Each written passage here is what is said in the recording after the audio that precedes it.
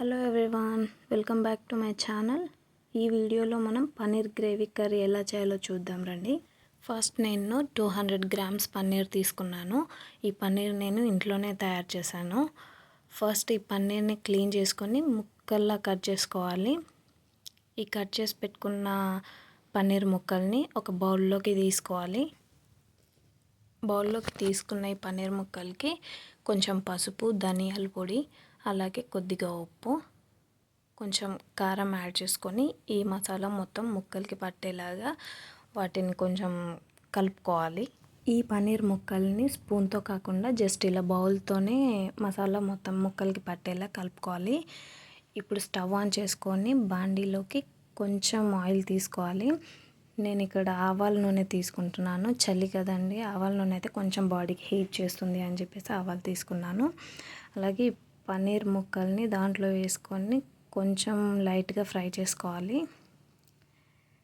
ఈ ఫ్రై అయ్యేలోపు నేను 2 ఆనియన్స్ తీసుకున్నాను, పెద్ద సైజు. అలాగే 2 టొమాటో ముక్కలు తీసుకున్నాను. వీటిని కట్ చేసుకుందాము. ఇది నేను ఇంట్లోనే తయారు చేసుకున్న పన్నీర్ కాబట్టి అస్సలు అడుగంటట్లేదు. ఇప్పుడు ఫ్రై అయిన పన్నీర్ ముక్కల్ని ఒక బౌల్లోకి తీసుకుందాం. ఈ పన్నీర్ ముక్కల్ని ఇలా కూడా తినేయచ్చు, చాలా బాగుంటుంది. అలాగే అదే ఆయిల్లోకి కట్ చేసి పెట్టుకున్న ఆనియన్ ముక్కల్ని తీసుకుందాం. అలాగే ఈ ఆనియన్ ముక్కల్లో కొద్దిగా ఉప్పు వేసుకుంటే తొందరగా మగ్గిపోతాయండి. కొద్దిగా ఉప్పు, అలాగే కట్ చేసి పెట్టుకున్న టొమాటో ముక్కల్ని వేసుకొని ఈ టొమాటో ముక్కలకి మొత్తం ఉప్పు పట్టేలాగా కలుపుకోవాలి. కలుపుకున్న తర్వాత ఒక 10 నిమిషాలు దీన్ని ఇలాగే మూత పెట్టేసి వదిలేయాలి. సో ఇలా మూత తీసి చూస్తే ఇలా సగం వరకు ఉడికిపోయి ఉంటుంది కదా అండి. ఈ టొమాటోలు ఉడికినప్పుడే నేను దీంట్లోకి 4-5 మిరియాలు, ఒక 3 లవంగాలు కూడా వేసుకున్నాను. సో ఇది ఒక ప్లేట్లో చల్లార్చుకోవాలి, పూర్తిగా చల్లారే వరకు. ఈ చల్లారిన తర్వాత ఈ టొమాటో ఆనియన్ ముక్కల్ని ఒక మిక్సీ బౌల్లోకి తీసుకొని అలాగే అందులో ఒక 4-5 జీడిపప్పులు, అలాగే నేను కట్ చేసి పెట్టుకున్న అల్లం వెల్లుల్లి కూడా మిక్సీ పట్టుకుంటున్నాను. ఇక్కడ ఆయిల్ హీట్ అయింది కదా అండి, ఇందులోకి ఆవాలు, జీలకర్ర తీసుకున్నాను. అలాగే కొంచెం పసుపు. ఇప్పుడు నేను మిక్సీ చేసుకున్న టొమాటో పేస్ట్, అలాగే ఒక పచ్చిమిర్చి వేసుకున్నాను. ఇప్పుడు మనం రెడీ చేసి పెట్టుకున్న టొమాటో పేస్ట్ మొత్తాన్ని వేసుకొని ఒక 2 మినిట్స్ వరకు అలాగే కలుపుతూ ఉండాలి. ఎందుకంటే ఇది మొత్తం పేస్ట్ కదండి, తొందరగా అడుగు అంటుతుంది.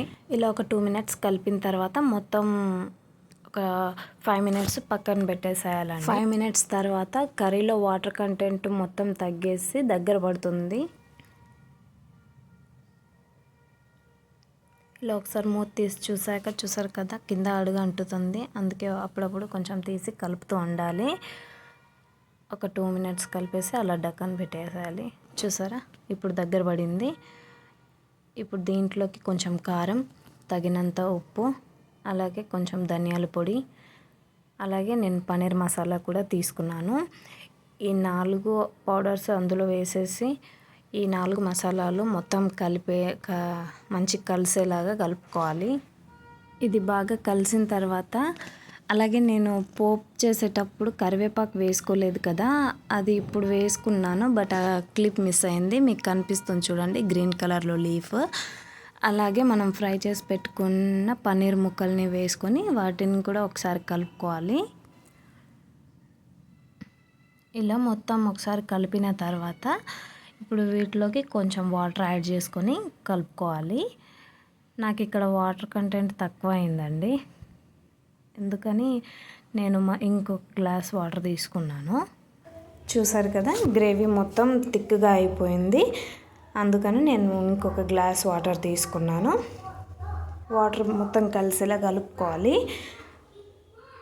సో ఇప్పుడు ఇది ఉడికేలోపు మీరు ఒక చిన్న లైక్ చేసి సబ్స్క్రైబ్ చేసుకోండి. నేను చేసే ప్రతి వీడియో మీరు కూడా చూడొచ్చు. ఇప్పుడు మూత పెట్టేసి ఒక 5 మినిట్స్ వదిలేయండి.